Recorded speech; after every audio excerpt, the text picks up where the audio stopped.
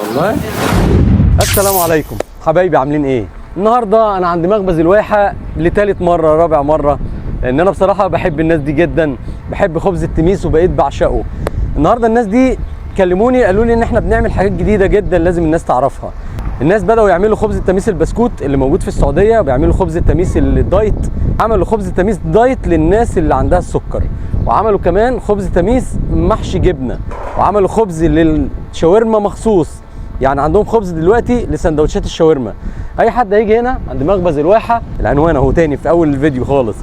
مخبز الواحه موجود في الحي العاشر الواحه، بلوك 1 شارع 11 تحت معمل المختبر على طول. يلا بينا بقى نشوفهم بيعملوا ايه جديد، ونتعرف على الناس الجديده اللي جت جوه، وقد ايه الناس دي محترمه جدا يا جماعه. الناس دي بتدرس في مصر وبيشتغلوا بعد الدراسه، فالناس دي مغتربين، فلازم كلنا ندعمهم وندعي لهم ربنا يوفقهم لما بيتعلموا علوم القرآن الكريم، ربنا يبارك فيهم. يلا بينا نتعرف على مخبز الواحه، ما تنسوش اللايك والشير وتابعوني من قلوبكم وادعوا لي بالخير. يلا بينا.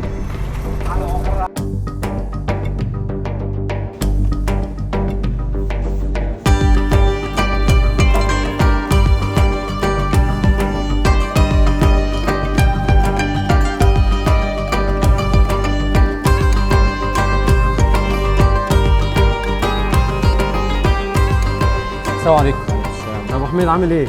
تاني ولا تالت مره اجي هنا لمخبز الواحه، ما شاء الله من الكلام الحلو اللي الناس بتقوله عنكم. الحمد لله. الاول بقى اعرف الناس بيك.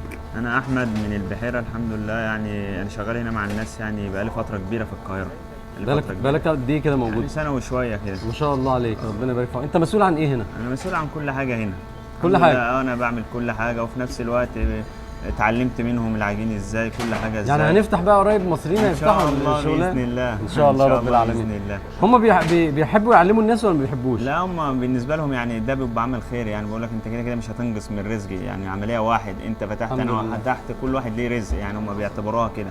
طيب العمليه كويسه يعني الحمد لله. طب في الاول بقى قول للناس العنوان، عشان كل الناس تقول انت ما بتقولش العنوان. احنا في الواحه، في الاول مدينه نصر. مدينه نصر، حي الواحه عند الحي العاشر، يعني قريبه من الحي العاشر جدا. الفرق بينهم شارع واحد بس. تمام.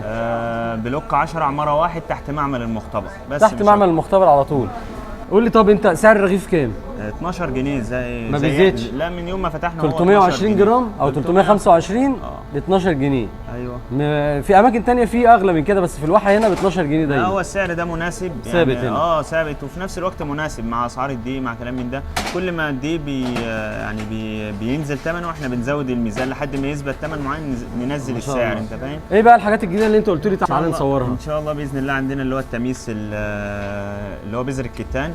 عندنا التميس اللي هو محشي جبن موتزاريلا سمنه، يبقى فيه اللي هو محشي شيدر جبنه فلفل، دي جبنه فلفل كمان اللي هو الرده، وفي اللي هو الدايت بقى، الرده ده اللي هو الاسود، اللي هو ده عاملين للناس اللي عندها لا قدر الله سكر او ما بيحبوش الحاجات. في ناس ثانيه بتحبش اللي هو في جبنه كلام، انت تحب اللي هو الساده اللي هو الدايت ده. السلام عليكم. وعليكم السلام. ازيك يا باشا؟ الله يكرمك. الله يفتح عليك. اتعرف حضرتك الاول. احمد عبد الرب. عرفت ازاي الفرن؟ عن طريقك. انا في مره على الفيس كده احمد عبد الله بيتكلم على ايه دوت. اول ما قلت تميس قلت حلو. معظم المصريين ممكن تقول نصهم او اكتر راحوا السعوديه، اما عمل يا اما زياره يا اما عمره يا اما حج. صحيح. فلازم ياكلوا التميس ده، واللي بياكله مره ده ادمان. عيش سعودي، هو مش سعودي، هو مش دعوه بالسعوديه خالص. هو اتعمل في او اتعرف في السعوديه، انما الجماعه الأوزبكستانيين المنورين دول بصراحه الوش المنور ده ما شاء الله هم اللي اصحاب الموضوع.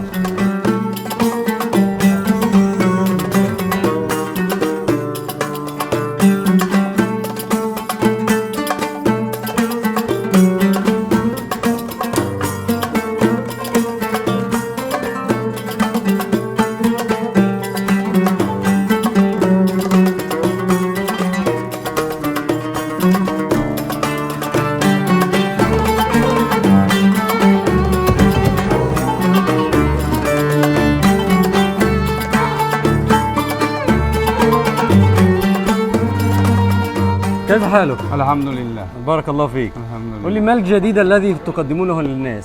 في برده. برده. وايه تاني؟ في تميز سمنه. سمنه. تميز بسكوت.